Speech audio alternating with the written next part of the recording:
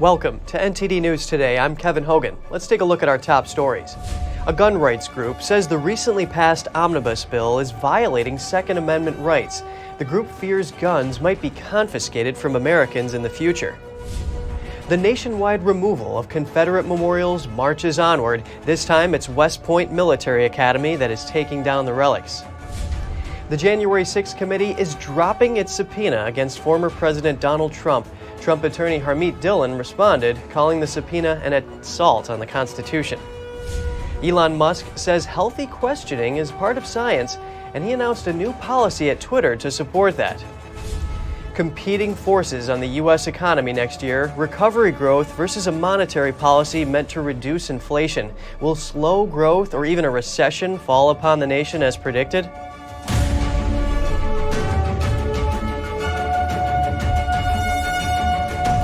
A gun rights group is criticizing the recently passed Omnibus bill, saying it violates Second Amendment rights, and the Biden administration expands cracking down on so-called ghost guns. National gun rights organization Gun Owners of America, or G.O.A., raised alarm over the Omnibus appropriations bill recently passed by Congress. The group released a statement listing various points which it says will advance a gun control agenda and infringe on Second Amendment rights through gun confiscation. One of the items on the list is a 14% budget increase for the Bureau of Alcohol, Tobacco, Firearms, and Explosives. G.O.A. says the money will be used to modernize the National Tracing Center and expand a database of gun and gun owners. Their statement says this NTC data sharing technology will upgrade ATF's gun registry and create door-to-door confiscation lists of Americans who lawfully purchased these newly banned firearms, such as AR-15 pistols. The bill would also expand so-called red flag laws that enable officials to confiscate guns from mentally ill people, for example. The G.O.A. says it will discourage the mentally ill from getting the help they need because they risk being stripped of their rights. The group criticizes members of Congress who voted for the plan, saying it's an outrage that any legislator sworn to uphold the Constitution and the Second Amendment would even consider passing a 4,155-page, $1.7 trillion appropriations bill with so many gun control provisions. Our founding fathers would be ashamed. Meanwhile, the Biden administration is doubling down on its crackdown on so-called ghost guns by issuing guidance that basically expands the definition of what readily converted means in a new federal rule. This makes more do-it-yourself pistol parts subject to restrictions.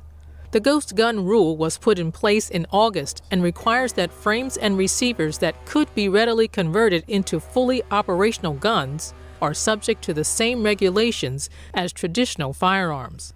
However, lawmakers argued the definition of the word readily in the regulation wasn't clear. Now it's been clarified that nearly complete handgun frames or receivers, basically the pistol grip and firing mechanism, will be treated the same as fully completed firearms. The U.S. Military Academy at West Point has begun the removal and modification of 13 Confederate memorials and symbols on its campus. This continues the nationwide trend of taking such Confederate memorials down. NTD's Daniel Monahan has the details. The modifications were recommended by the congressionally mandated Naming Commission. The Naming Commission was formed under the National Defense Authorization Act of 2021. It was created to assign, modify, or remove names, symbols, and monuments within the Department of Defense that commemorate the Confederacy. The Commission says the removal recommendations were not made with any intention of erasing history, but rather to affirm West Point's long tradition of educating future generations of America's military leaders to represent the best of national ideals. The Military Academy is taking down a portrait of Confederate General Robert E. Lee from its library. It will also remove a stone bust of the general from Reconciliation Plaza and a bronze piece from the main entrance of Bartlett Hall. The Academy will replace a quote from Lee displayed at Honor Plaza as well. Multiple buildings, streets, and areas around the West Point campus are scheduled to be renamed. Hundreds of Confederate statues and displays have been removed from public spaces across the country. One catalyst is said to be the death of George Floyd in 2020. Reactions to the removals have been mixed. Retired U.S. Army General Barry McCaffrey tweeted, "Fully support removing all symbols that honor Confederate leaders. The most terrible of American wars was solely driven by the enslavement of black Americans." While retired U.S. Army Reserve Major Montgomery Granger took the opposite perspective. He tweeted, "The ignorance is stunning. My ancestors were Union, but after Lee's surrender, Grant told his troops, 'The rebels are our countrymen again.' Profound, historical, now fleeting." Daniel Monahan, NTD News. President Joe Biden signed a bill yesterday to remove the bust of former Supreme Court Justice Roger Taney. Taney was the author of the 1857 Dred Scott decision. The bust will be replaced with one of Thurgood Marshall, the first black Supreme Court justice. The Dred Scott case represented a decade-long quest for freedom by a black slave named Dred Scott. The case made it all the way to the Supreme Court. Taney's majority opinion declared that African Americans were not citizens. It also stated that the Fifth Amendment protected slave owners' rights because slaves were their legal property. The House committee investigating the January 6 Capitol breach is withdrawing its subpoena of former President Donald Trump. Chairman Benny Thompson wrote a letter to Trump's attorney Wednesday explaining why. He said the committee can no longer pursue the information covered by the subpoena because the investigation is ending. Trump was subpoenaed in October for documents and testimony, but he never complied. Instead, Trump sued the committee to block the subpoena. The committee has referred Trump to the Justice Department for potential criminal prosecution on 4 separate charges. Trump attorney Harmeet Dillon told the Washington Examiner, quote, "President Trump defended the doctrine of separation of powers and the independence of the presidency." She called the subpoena an assault on those principles. Dillon also announced the January 6 committee in a tweet for what she called a total abuse of process and power. Surging numbers of migrants are trying to cross through Mexico to reach the U.S. Along the way, many are taking advantage of their situation. A sprawling network of lawyers, fixers, and middlemen has taken root, and they're looking to turn a profit. NTD's Jeremy Sandberg has more on the growing corruption. Where some see despair, others see opportunity. Legal papers, freedom from detention, transit permits, temporary visas.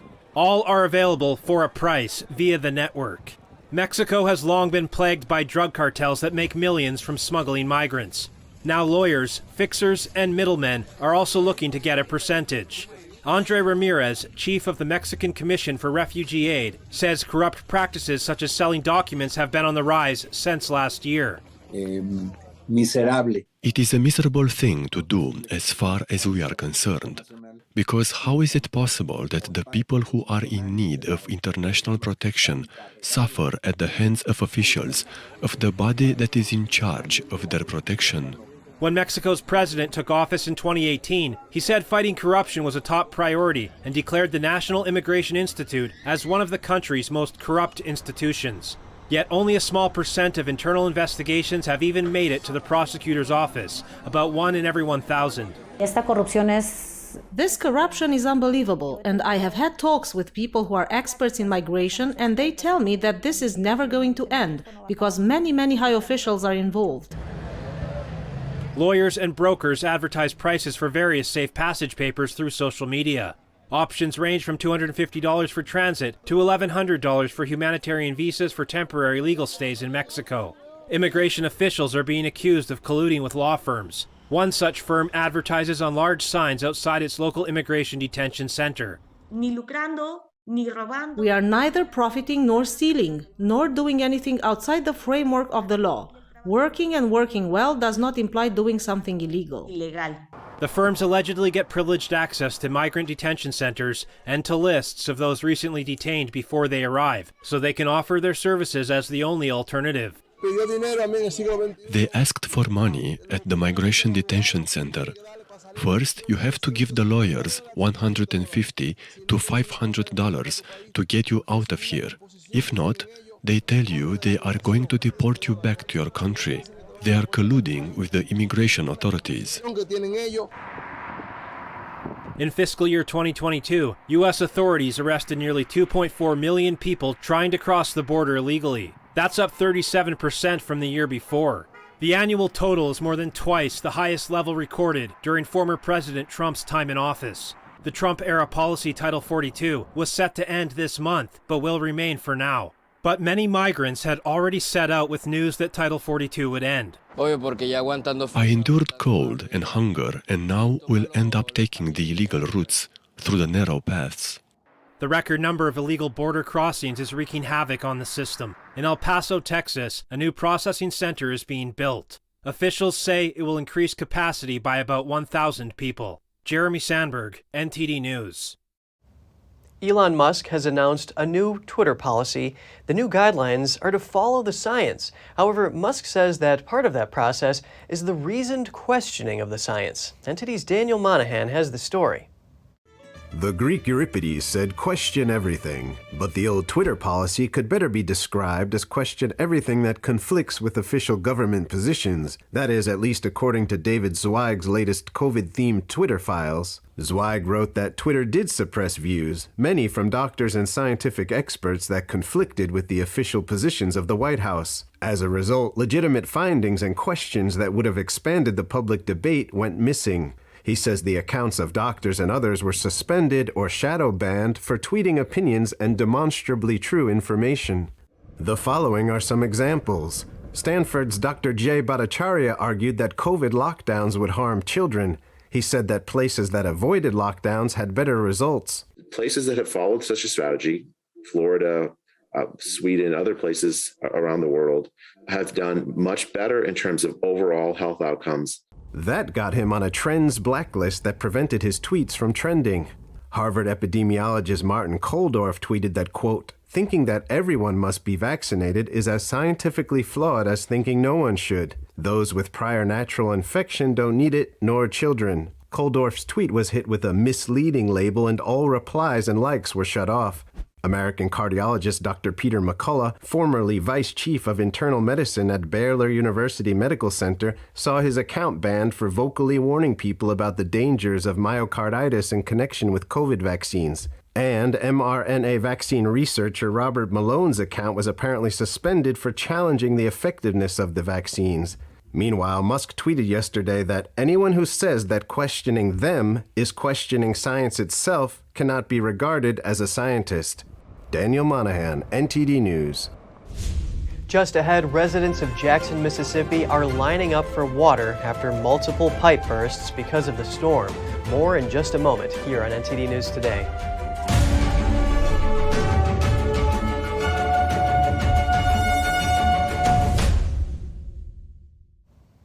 Next, we delve into the economic outlook for the U.S. next year. There are concerns of slow growth and even recession. We hear from an associate professor of economics at Florida Atlantic University on what to expect, what can be done, and the Federal Reserve's role. Joining us now to give analysis of what to expect is William Luther, the director of the American Institute for Economic Research's Sound Money Project. It's a pleasure speaking with you today, William. Nice to be here. J.P. Morgan expects the economy to grow only about 0.5% to 1% next year, which is less than post-pandemic gains and about 1% less than the long-term average annual growth rate. What does this mean for Americans, and what should they expect? Well, I should start by saying that the J.P. Morgan estimate is perhaps a bit optimistic. The Federal Reserve, the median member of the Federal Open Market Committee, is projecting just 0.5% growth. So 0.5% to 1% is optimistic by comparison. What that means is that there's a much bigger risk of a recession than perhaps many people expected just a few months ago. Unemployment is very low at the moment, so even if it picks up, it will still be pretty low. But 0.5% real GDP growth is just incredibly low. And again, raises that risk that it will turn negative as well. What do you think gives J.P. Morgan an optimistic outlook? Well, I wouldn't say it's optimistic. It's just more optimistic than the Fed's projection.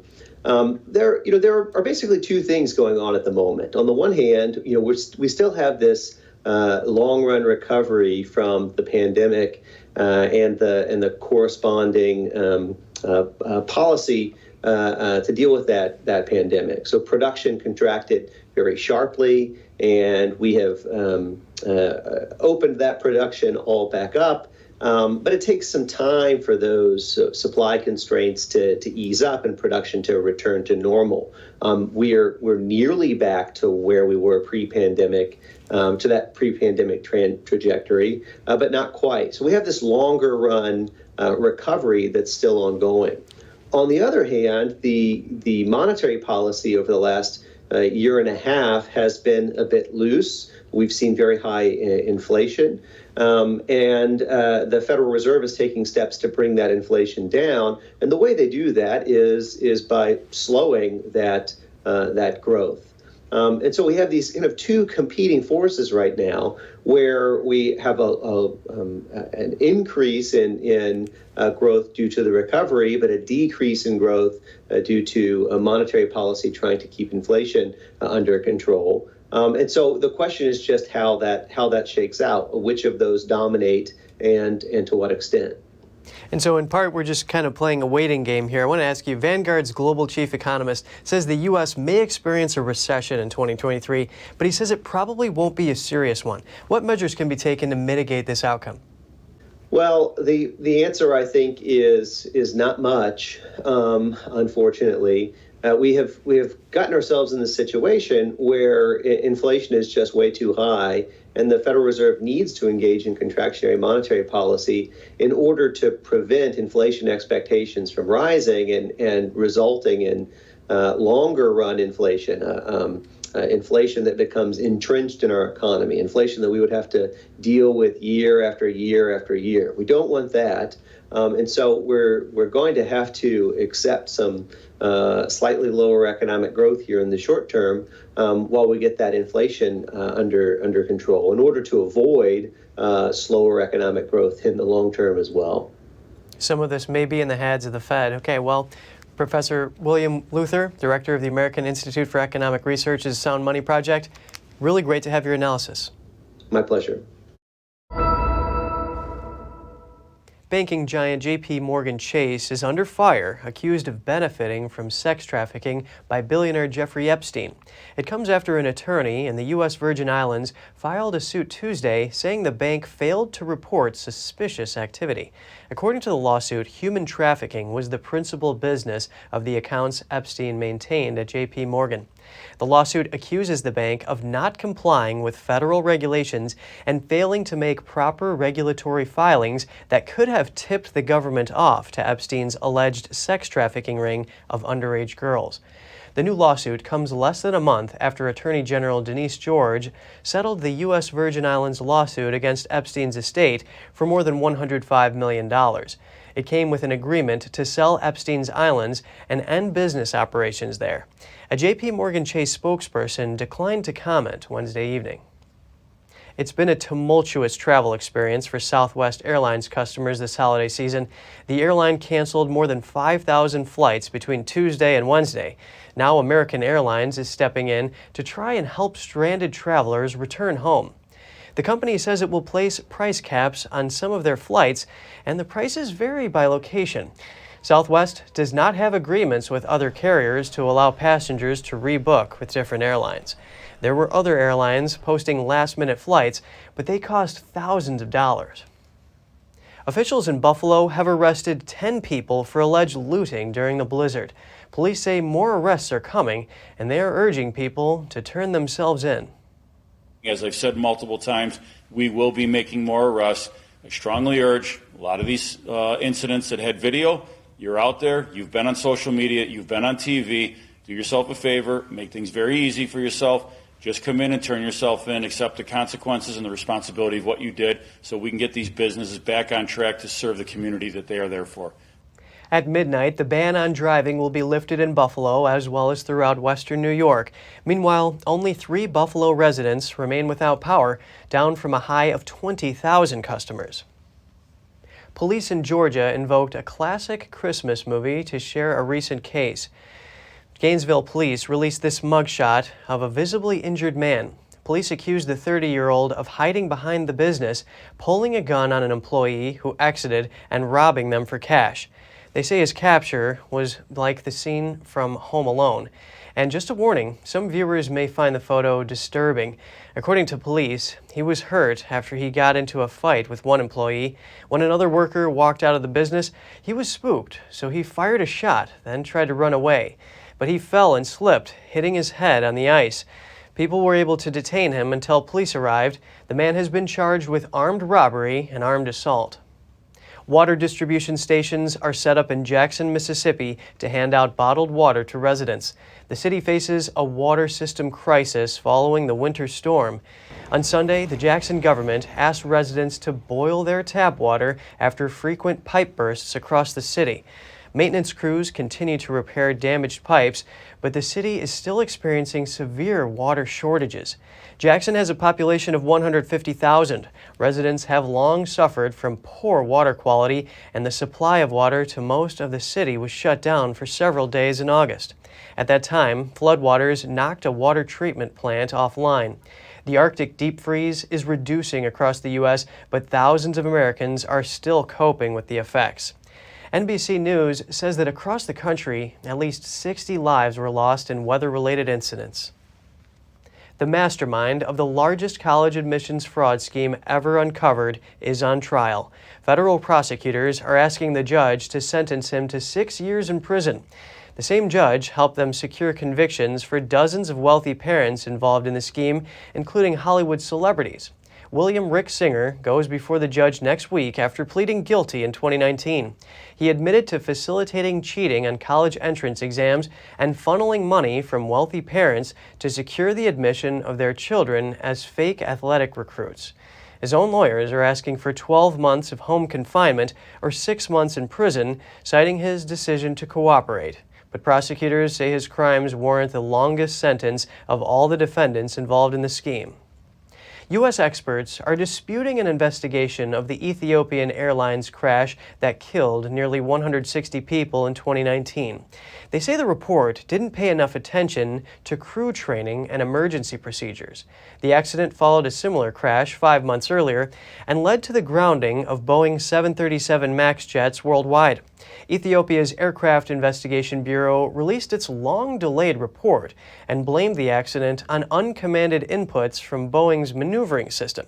The United States National Transportation Safety Board disagrees with at least 2 key findings. It found that a faulty sensor may have been damaged by a bird strike soon after takeoff, which was ignored by the Ethiopian investigators. The organization also accused their Ethiopian counterparts of focusing on design issues at the expense of problems with the crew's training and reaction.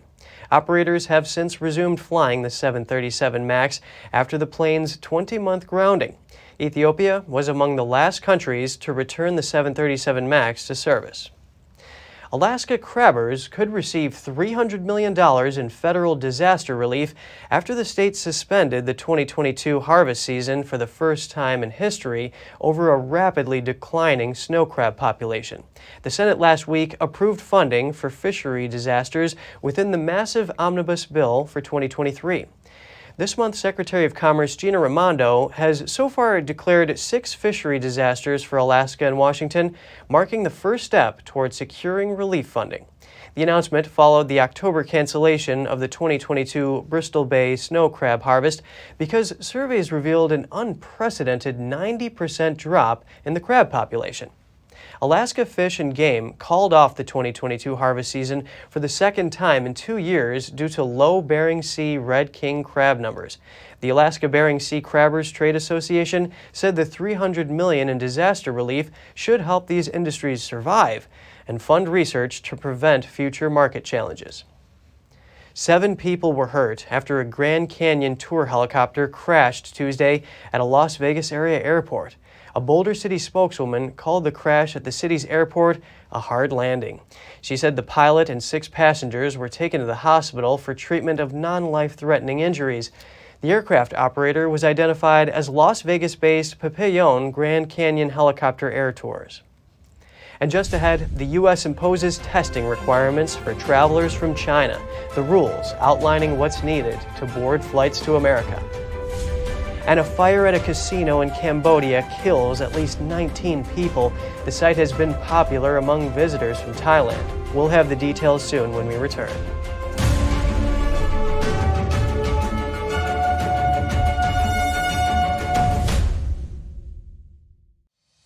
We're entering an unprecedented period of economic turmoil. The economy is unstable, our government is in shambles, and the global war on energy has created a domestic crisis. Americans need a way to protect their financial future. One way to ensure your wealth in retirement is by purchasing physical gold and silver. We can help. You can roll any part of your retirement account into a gold or silver IRA. Better yet, you can open a gold or silver IRA in 5 minutes or less using our online application. Preserving your family's financial legacy is a choice that's always available to you. And when you're ready, we're here to help. Call us and speak to one of our IRA professionals. Let's build your financial legacy together. GSI Exchange, wealth for generations to come.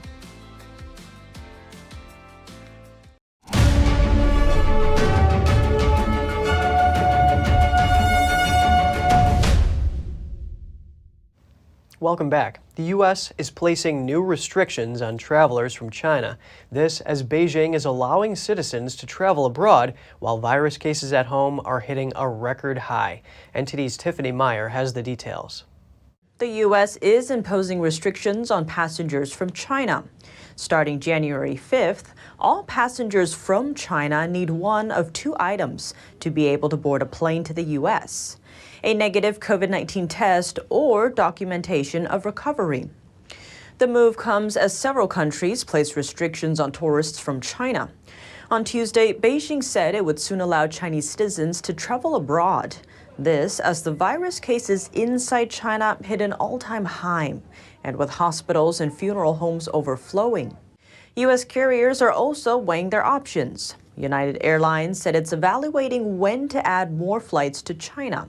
Right now, the number of flights between the U.S. and China are capped at 12 per side per week. That's about 7% of the number of flights pre-pandemic.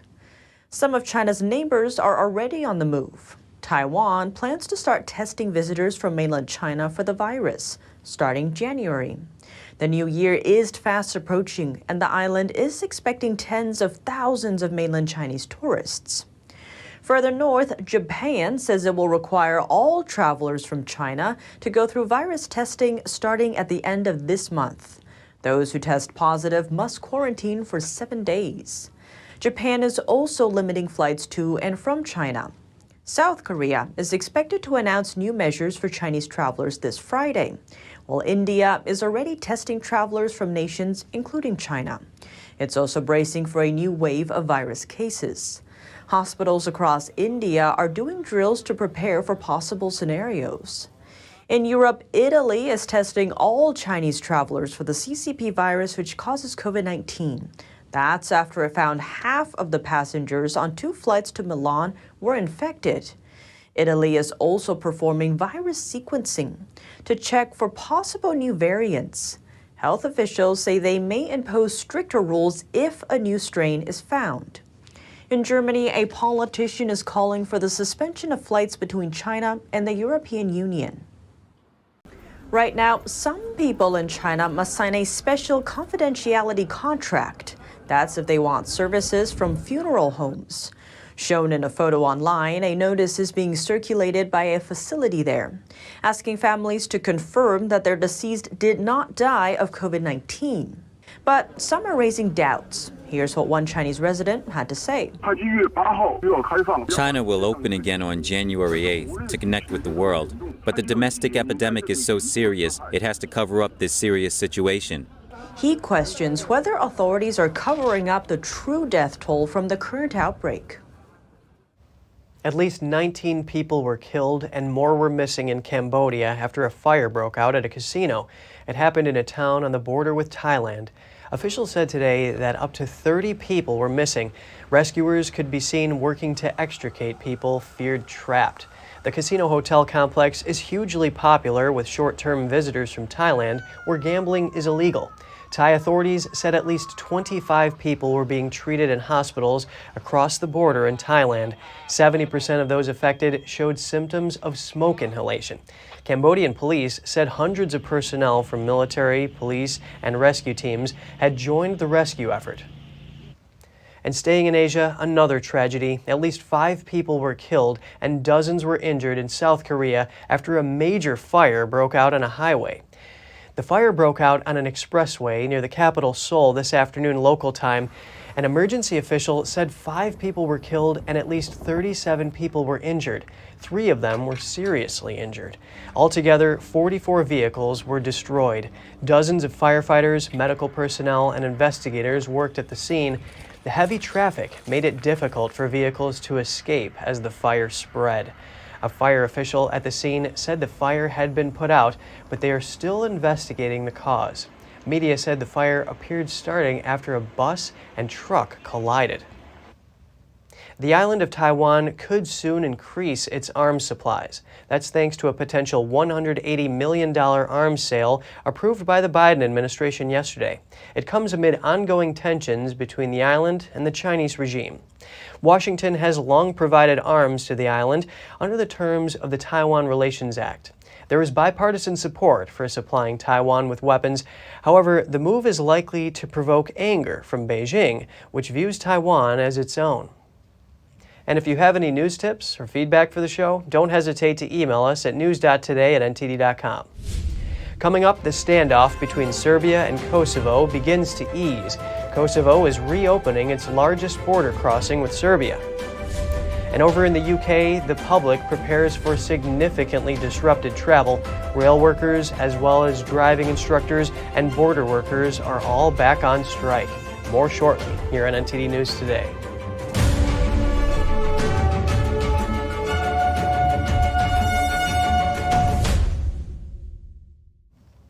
Ukrainian President Volodymyr Zelenksyy held a video conference yesterday with Blackrock CEO Larry Fink. Blackrock is one of the world's leading investment managers. The New York-based Blackrock manages client assets worth about $8 trillion. President Zelenskyy's website reported that Blackrock has been working on a project to advise the Ukrainian government on how to structure Ukraine's reconstruction funds. Blackrock leaders plan to visit Ukraine in the new year. Zelenksyy also said that Ukraine would participate in next year's World Economic Fund summit in Switzerland. The Washington Examiner reported that both Blackrock and the World Economic Fund are controversial due to pushing environmental, social, and governance policies known as ESG. Staying in Europe, tension is beginning to ease between Serbia and Kosovo. Kosovo reopened its biggest border crossing with Serbia today. Serbs in northern Kosovo had been blocking roads for the past 19 days. They were protesting against the arrest of a former Serb policeman. The Serbian president said they would start removing barricades today. Hours later, Kosovo police said they reopened its biggest border crossing with Serbia. 2 other border crossings with Serbia and northern Kosovo remain closed. Both the European Union and the U.S. have been pressing Kosovo and Serbia to step back from a mounting confrontation. In the UK, rail workers, border force staff, and driving examiners resumed strikes yesterday as many people were returning to work after the Christmas break. It follows disruptions to rail travel in the run-up to Christmas, with many facing delays to their journeys. Passengers have been told to prepare for significantly disrupted travel in the new year. Here's the story. Warnings to plan ahead before travelling, with a fresh wave of strikes expected to affect thousands of people into the new year. Border force staff, rail workers and driving examiners are striking. Some border force staff at Britain's largest airports are walking out over pay, jobs and working conditions.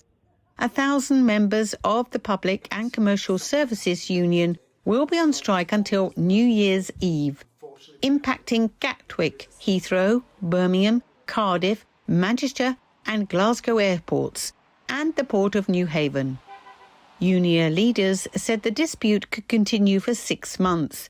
They've asked the public to blame the government for any disruption they cause. Driving examiners employed by the Driver and Vehicle Standard Agency have also launched a 5-day strike in a dispute over pay, jobs and pensions. Union members in 71 test centres in eastern England and Midlands are involved in the walkouts. Rail disruption is also set to continue as members of the Transport Salaried Staffed Association, or TSSA, at Great Western Railway and West Midland trains say they'll go on strike. There were scenes of crowds in London's King's Cross this week. It's reported that unions may split ballots by job titles rather than having a single vote. The I newspaper said the TSSA is poised to have different sections of its membership vote at different times, so they can carry out multiple walkouts each week. A Department of Transport spokesman described the strike action over Christmas as incredibly disappointing and urged unions to step back, reconsider and get back round the table so we can start 2023 by ending this damaging dispute.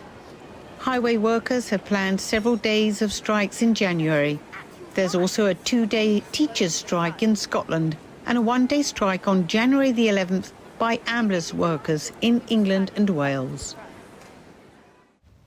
In early January, the UK's Health Security Agency will stop publishing modelling data on COVID-19. Chief Data Scientist Nick Watkins said it is no longer necessary to publish as the country is now living with COVID. The R range and the growth rate were first published in May 2020 for all of the UK until April 2021, when it was published only for England. These data sets show how quickly epidemics are growing or shrinking. The last publication of the data will be on January 6th. Watkins said, now that vaccines and therapeutics have allowed us to move to a phase where we are living with COVID-19, the publication of this specific data is no longer necessary. He said they will continue to monitor COVID in the same way they monitor other common diseases and illnesses. In Argentina, a legal crisis is unfolding. The country's president is rejecting a ruling by the Argentina Supreme Court over how to spend state funds. The Supreme Court ruling on Wednesday would have given a larger proportion of state funds to the capital city of Buenos Aires. Argentina has a system to regulate how state funds are distributed between the country's regions. Buenos Aires is controlled by a conservative mayor and had been pushing for a larger slice. Left-leaning President Alberto Fernandez said he would reject the ruling. He said the court ruling was politically motivated and that it would hurt the other provinces. The president said his government would challenge the members of the Supreme Court and seek to have the ruling revoked. His remarks sparked backlash from both sides. Protesters gathered in Bolivia's Santa Cruz after police detained a prominent opposition leader on charges of terrorism. Here's that story. Tensions flared in La Paz, Bolivia on Wednesday as people protested the detention of the prominent opposition leader Luis Fernando Camacho. Governor of Santa Cruz was arrested in his home city and taken to a police station in La Paz. Camacho was detained on charges of terrorism, Bolivia's state attorney's office confirmed. His lawyer shared clips purportedly showing the moment of the governor's arrest. A passenger who was with Camacho recalled their vehicle being stopped by men dressed in black who smashed their windows in with the butts of their rifles. Amateur clips have emerged showing people clashing with staff at the airport in Santa Cruz and storming its runway in an apparent attempt to stop Camacho from being taken to another location. Protesters claimed their governor had been kidnapped. Local media footage showed security forces using tear gas on the streets of Santa Cruz. The Bolivian state attorney's office said Camacho's arrest was linked to the toppling of former leftist president Evo Morales in 2019. Camacho is the second high-profile figure to be detained in connection to the case after last year's jailing of ex-president Janine Áñez for orchestrating a coup. Bolivia's interior minister later rejected claims that Camacho was injured, tweeting that the governor was given a medical assessment and his health was stable. Camacho had been leading weeks of protests that started in October, fueled by anger over the government's delay in carrying out Bolivia's population census. A new census would have seen Santa Cruz, which has long butted heads with rival city La Paz, securing more tax revenues and seats in Congress. A U.S. State Department spokesperson has urged Bolivian authorities to respect due process against those charged. Still to come, an art restoration project is underway at a Venetian palace. Over the next year, restorers will examine some of the world's most famous pieces.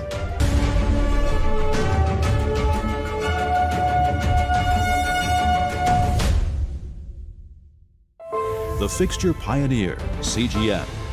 Professional AI intelligent fixtures. All-round integration of 4 systems. High precision, high durability, high quality. 2-micrometer repetition accuracy. More than 80 patent certificates. ISO 9001 approved. Precision clamping to meet your every need. CGM has it all. Pride of Taiwan, CGM.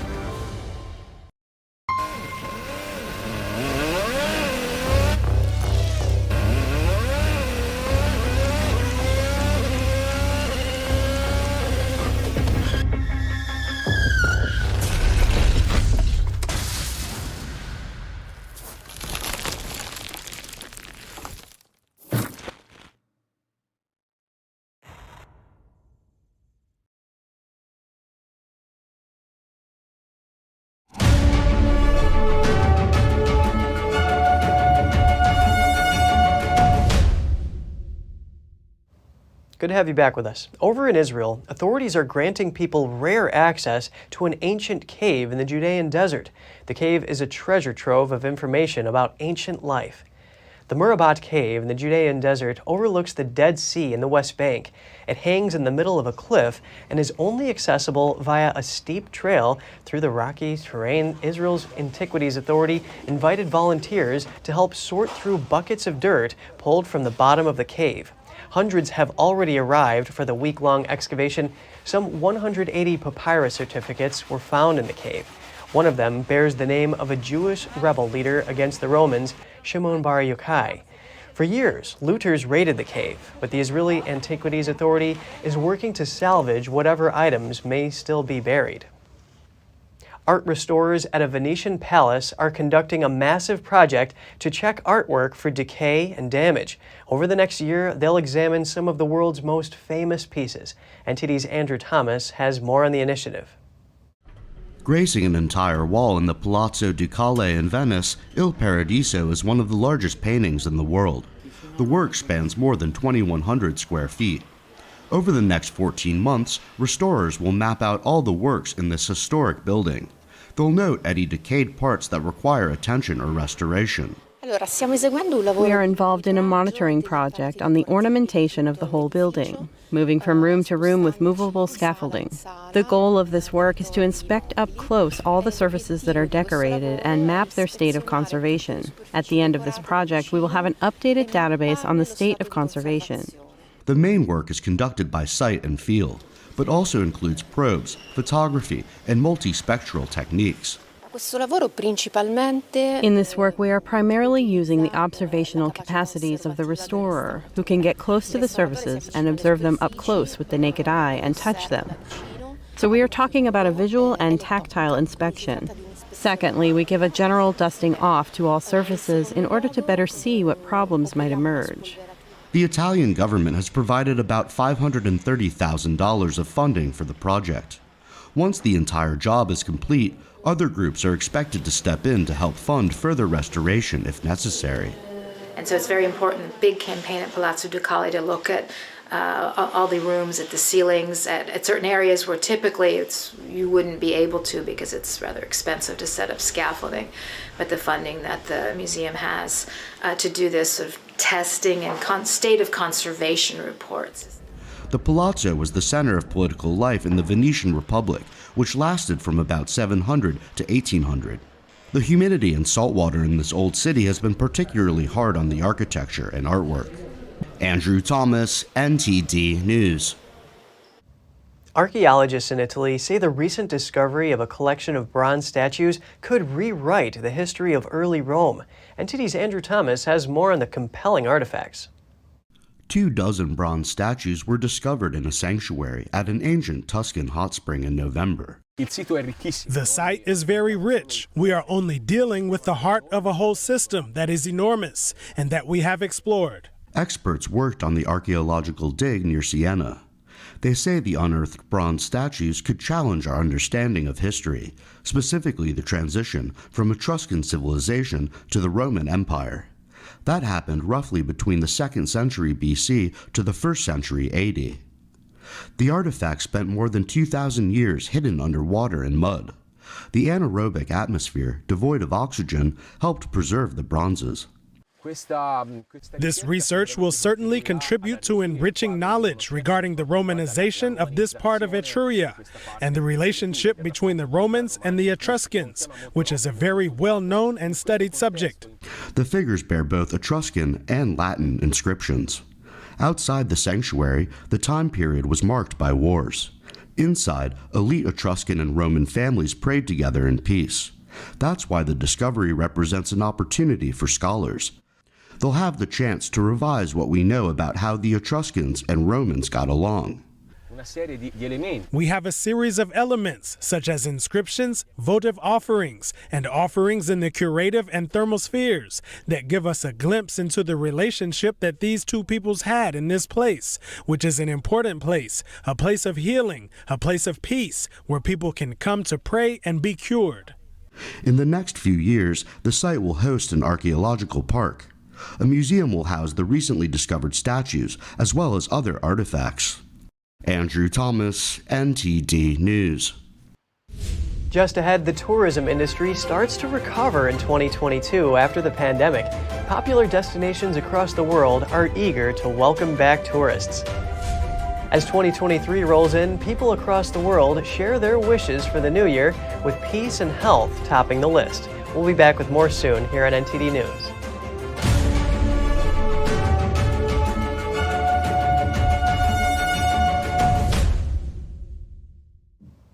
The tourism industry began to make a recovery in 2022 after being hit during pandemic lockdowns. This year, countries across the world were excited to welcome back tourists. NTD's Andrew Thomas has more on some of the globe's popular destinations. Barcelona's beaches and streets were packed in July and August. Local officials said arrivals this summer were still around 15% to 20% down from 2019. But the city's tourism industry has started to recover. It's evident that the tourism sector has been reactivated. It has normalized to some extent, but with some differentiated elements. There's more proximity tourism. People want to go and travel. Another popular destination, Vienna. The European city is known for its imperial Habsburg architecture. The Austrian capital's notoriously good infrastructure and affordable public transport make it stand out. The criteria used for international rankings are, of course, topics such as infrastructure, public transport, education, and healthcare, and Vienna is in a very fortunate position in this respect. Tourists also went on camel safaris to see wildlife in Kenya's national parks. Riding the animals is considered better for the environment than taking vehicles. They don't create any emissions or tear up the ground beneath them. Ecotourism is not a hoax. It's real. This brings nature closer to us and us closer to nature. And the more close to your nature, the more you understand it, the more you like it, and the less that you will not destroy it. Greenland reported a return to 2019 tourist levels this summer. The small town of Kangerlussuaq is 30 miles north of the Arctic Circle. Here, tourists can take a 15-mile bus trip to Russell Glacier. Belgian tourist Camilla Bruckner wanted to visit before it's too late. This was as much a trip we did because there is very much a sense of urgency that we have to see this now before it disappears. From 2015 to 2016, Greenland saw visitor numbers increase from around 77,000 per year to almost 105,000. That's a large number, given the island's 56,000 residents. Andrew Thomas, NTD News. Times Square in New York City saw hundreds of people line up yesterday to say good riddance to 2022. The annual event was hosted by neighborhood business association, the Times Square Alliance. Participants were asked to write down all the things they wanted to get rid of in the new year, tear the pages up, and then complete an obstacle course. It's been described as a good way to be mindful about what to let go of. For some, this means feeling less self-conscious and living life to the fullest. For others, it means getting rid of an object that represents pain they went through. So in 2023, I'm trying to get rid of a lot of doubt that I had in 2022. I just want to enjoy life more, have more experiences, take a dance class without worrying if I'm going to be like Beyonce and be amazing and just have fun at it. This was my cancer mask that I had to wear going through radiation and chemo. And I thought we were going to bash it with a sledgehammer or put it in a fire pit, but it doesn't seem to be. But we're still going to get rid of it. Out with the old, in with the new. Ready or not, 2023 is coming. What do people wish for in the new year? Residents of Paris, Rome, Berlin, Ukraine, and Russia share their thoughts.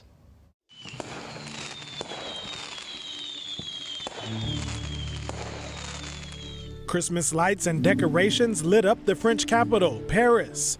After a chaotic and difficult year, what are Parisians looking up to in 2023? For some, the answer is simple.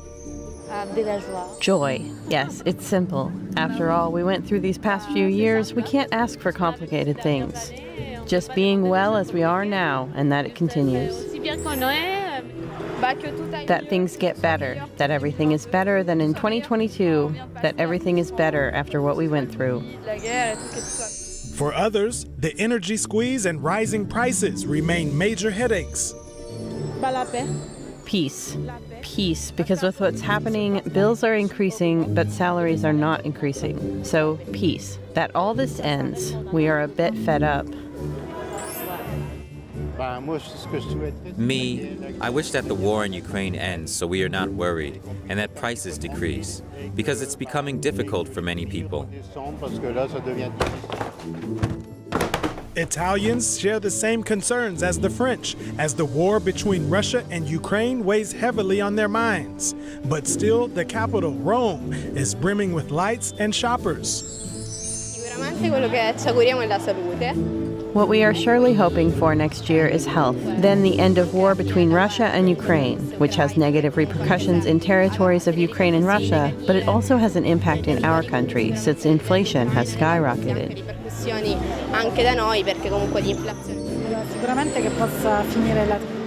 And I hope for more jobs in Italy because we are in a dramatic situation. Too many people can't manage to live a decent life.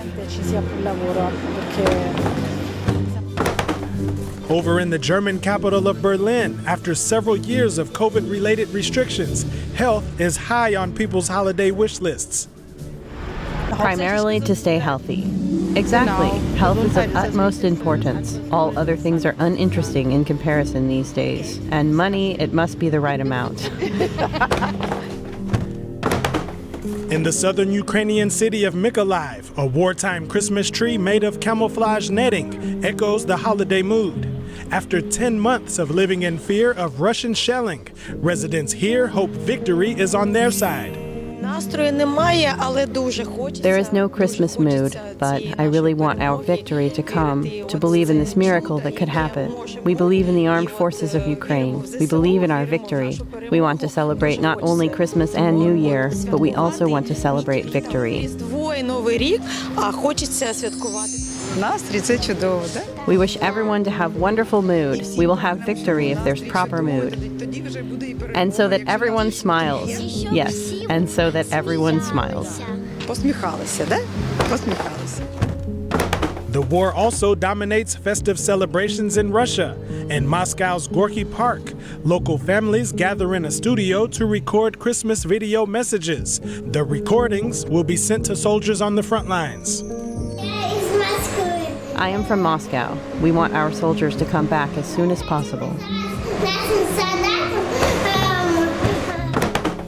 Despite the snow cover, Christmas trees give off warmth and glow, shining brightly into a brand new year. Probiotics occur naturally in many foods.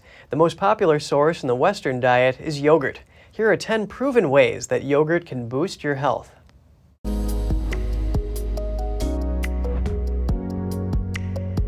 The human gut contains several thousand strains of bacteria.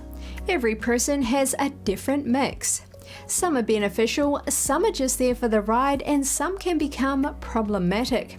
When the balance between good and not so good bacteria is disrupted, lots of things can go wrong, from the immune system to digestion to mental health. Antibiotics, stress, excess alcohol, chlorine, and other toxins can destroy good bugs and allow bad ones to thrive. To rebalance the microbiome of your gut, you need to repopulate it with good bacteria or probiotics. Probiotics occur naturally in many foods.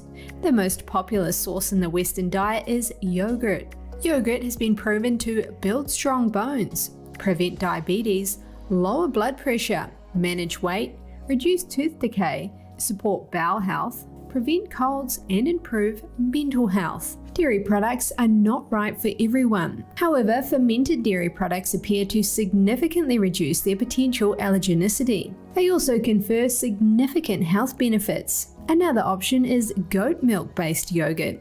It may provide an excellent alternative to cow's milk formulas. This is because its nutritional composition better matches that of human milk. This could be considered the ideal standard for compatibility. When buying yogurt, look for live active cultures on the label and also sugar-free versions that are organic.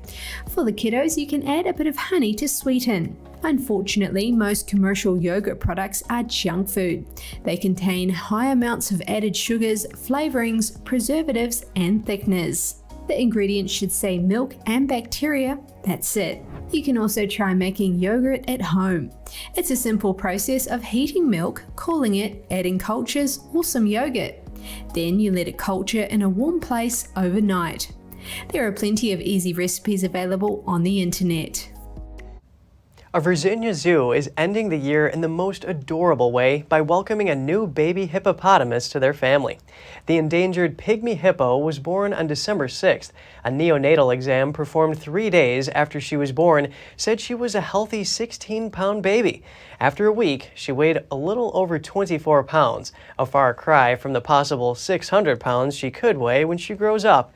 Both mommy and baby are getting some bonding time away from the public. They will soon be moved into the indoor pool area visible to guests so the baby can start swimming. The Metro Richmond Zoo is the only place in Virginia where you can catch a glimpse of the endangered animal. If you do end up seeing the new addition, make sure you send a name suggestion. The zoo is asking for the public's help naming her. That's all for today's program. I'm Kevin Hogan, NTD News, New York City.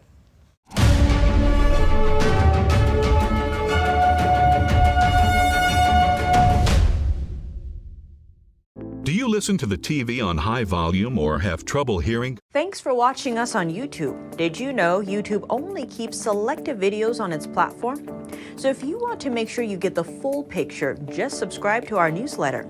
Go to newsletter.ntd.com and sign up. It's free.